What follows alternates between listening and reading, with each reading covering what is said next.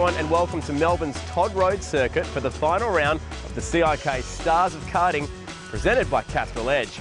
This weekend we'll crown a champion in the Pro Light category, where they'll join the likes of former champions Jamie Wincup and Mark Winterbottom. Looking forward to catching up with one of those big names later in the show. 2011 championship was decided in the last race of the season, and this year it's looking just as tight.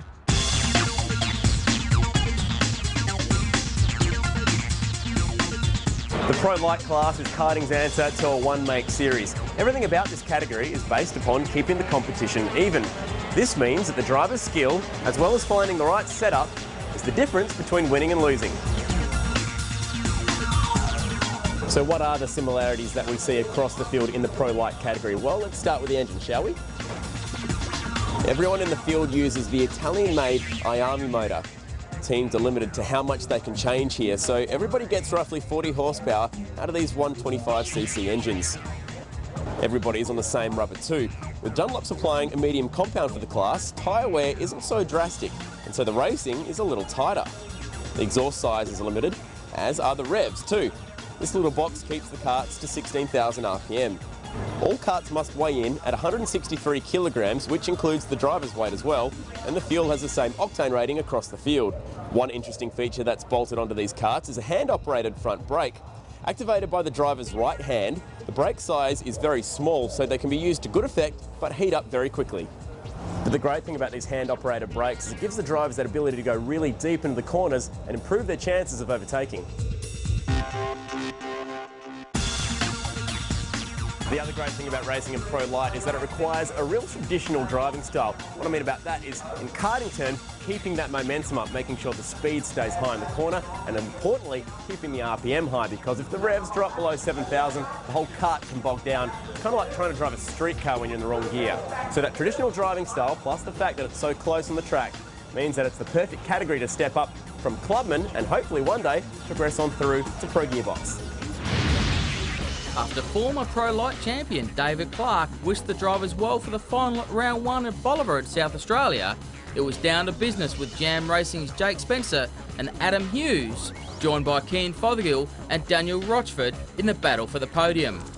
In the end, it was the defending champion Spencer who took the win. At round 2 in Newcastle, it was Keane Fothergill who appeared to have the measure of the field, but when he suffered mechanical failure in the final, it allowed Joseph Mawson to take his maiden win in the category. The Ipswich Kart Club in Queensland hosted round 3 and once again produced some spectacular racing.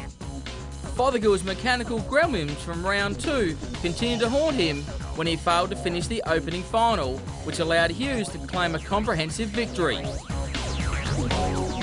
Round 4 was another cosmic kart domination, with Fothergill and Rochford coming from the back of the grid to claim the top 2 positions on the podium. Fothergill also won the Franco Gualtoli Memorial Trophy for his win.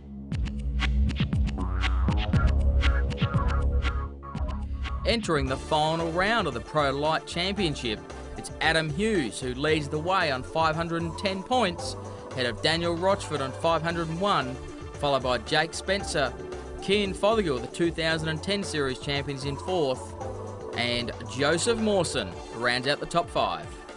Plenty of things that can go wrong. I've had it all in the past, probably everything that could go wrong I've had it before. So chains can break, engines can blow up, tyres can go flat, so there's all sorts of things. It's never going to be easy, but second's, still in striking range, so hopefully we can come away. This weekend I'm running in 3rd at the moment. I mean, the chances of me winning a championship are pretty slim. I'm still relying on winning most races, and Adam Hughes and Daniel Rochford had bad rounds. So in that sense, it's good I just go out there and not worry about if I'm going to make a bad pass, or just do my best really. I've come here knowing the last round will be quick, can come from the back, so hopefully we can roll it over to the next round and work it out from there. Yeah. Daniel Rochford, he's a really great driver, so it's going to be very tough to beat him. He's very quick here. He's won a lot of races here. Jake Spencer, he's no doubt one of the best drivers in the class in Australia probably. Keane Fothergill, he's in 4th place, and he is probably, without a doubt, the quickest driver in our class, so it's going to be hard to beat them. During the heat races at Melbourne's Todd Road Circuit, It was Cian Fothergill and Joseph Mawson who had the measure of the Pro Light field.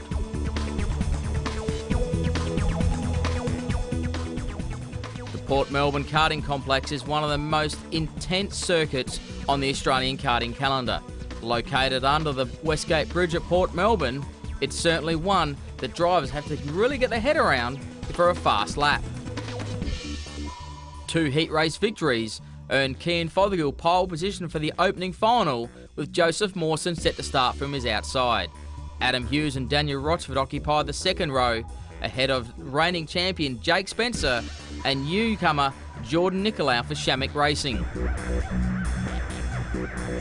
On board now with defending champion Jake Spencer, and joining me here in commentary is Jack Perkins. Great to be here, Lee. It looks like Cian Fothergill's got the run now at the start. They've got a green light, but Hughes looks like he's making a move up the inside.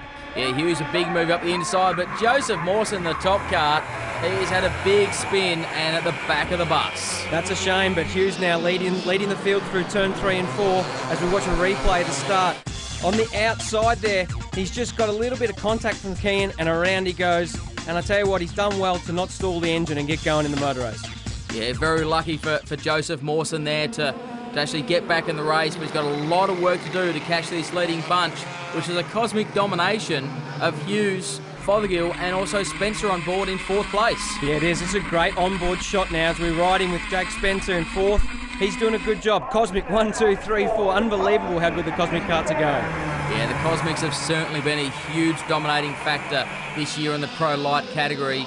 Adam Hughes, he tasted victory at Ipswich a couple of months ago, and now he's leading the way here in final number 1.